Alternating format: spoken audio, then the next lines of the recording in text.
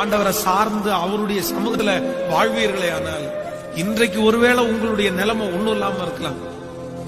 உனக்கு ஒரு வருமானம் இல்ல, உனக்கு ஒரு சம்பளம் இல்ல, உனக்கு என்ன ஃபியூச்சர், என்ன எதிர்காலம், எல்லாமே கேள்விக்குறியா இருக்கலாம். உங்களோட இருக்கிறவங்க நிறைய பேர் சம்பாதிக்கலாம், இன்னொருத்தரை நம்பினவங்க, மனுஷனை நம்பினவங்க, அரசியலை நம்பினவங்க, படிப்பை நம்பினவங்க நிறைய சம்பாதிக்கலாம், அவங்களுக்கு நிறைய கிடைக்கலாம். ஆனா ஆண்டவரே நம்பி கொண்டிருக்கிற எனக்கு ஒண்ணுமே இல்லையே அப்படின்னு நீங்க ஒருவேளை கேள்விக்குறியோட யாராவது இருக்கலாம்.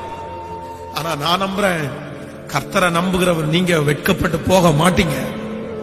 அவங்க 10 வருஷம் கஷ்டப்பட்டு சம்பாதிக்கிறத ஆண்டவர் நினைச்சாருன்னா ஒரே வருஷத்துல உங்களுக்கு கொடுக்கறதுக்கு வல்லவரா இருக்கிறார்.